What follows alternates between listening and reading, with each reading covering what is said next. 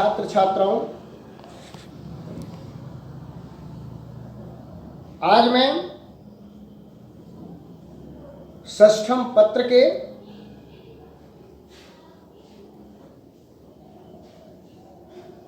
अंतर्गत हिंदी साहित्य की महत्ता पर विचार अपना प्रकट करेंगे। हिंदी साहित्य की महत्ता, महत्वपूर्ण कार्य हिंदी साहित्य के अंतर्गत कौन किस किस लेखक ने अपना मंतव्य को उभारा है। हम सबसे पहले आचार्य महावीर प्रसाद द्वारा लिखित साहित्य की महत्ता पर प्रकाश डालेंगे तथा इन्होंने भारतीय साहित्य की सबसे बड़ी विशेषता एकता की भावना को दिया है और यही एकता का कारण है कि साहित्य विश्व में अपनी मौलिकता के लिए सर्वश्रेष्ठ है। लेखक के अनुसार धार्मिक क्षेत्रों में भारत को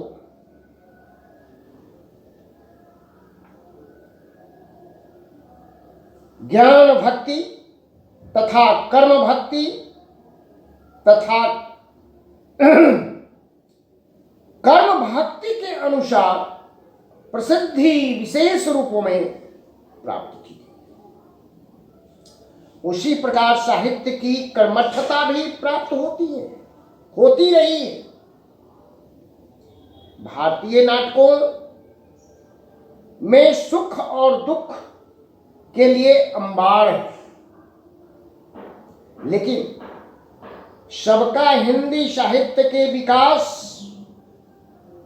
का सभी युग इसी पर आधारित रहा है। आधुनिक युग के हिंदी कवि तथा लेखक पश्चिमी आदर्शों को अपनाने लगे हैं, लेकिन इस साहित्य के एकता के पुजारी आज भी एक हैं, एक साथ मिलकर अपना काम कर रहे हैं। मगध तथा सारनाथ में बुद्ध भगवान की मूर्ति की भावना छलक रहा है, देखने को मिल रहा है। भारतीय साहित्य की दूसरी विशेषता विशेषकर धार्मिक भावों को प्रचुरता है। धार्मिक भावों की प्रचुरता विशेषकर देखने को मिल रहा है। वेदों के एकस्वरवाद, मतलब एक रूप में एकस्वरवाद,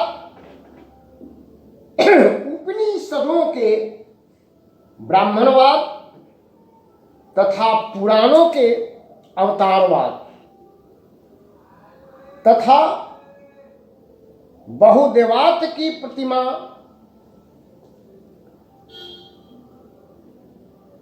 प्रतिष्ठा आज के समाजों को प्राप्त विशेषकर है तथा हमारे साहित्य पर भी उस धर्म का प्रभाव पड़ा है।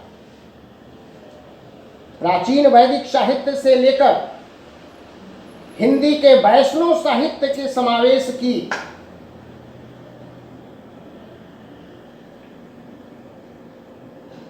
त्रिचाओं से सूर और मीरा की रचनाओं से लेकर विद्वान बनते रहे हैं। वास्तव में धार्मिकता के भाव से प्रेरित होकर भारतीय सरस और सुंदर साहित्य का विमोचन कर सकता है।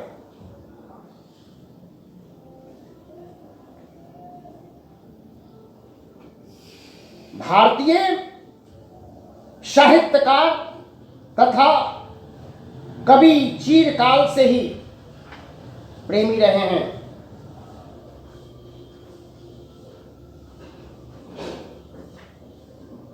शास्य श्यामल भूमि,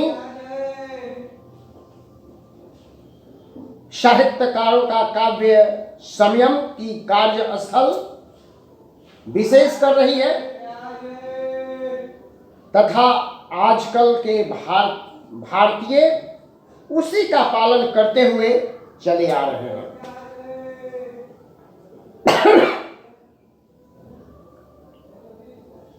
अरब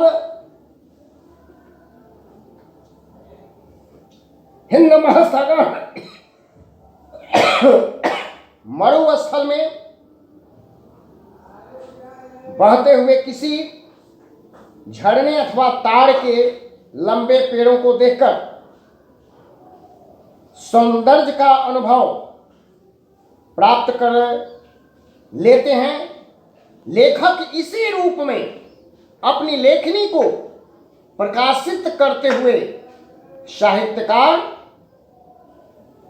अरब कंट्री में, हिंद महासागर में और मरुस्थलों पर बैठकर इस हिंदी साहित्य की रूपरेखा को तैयार करते चले आ रहे हैं। नमस्कार।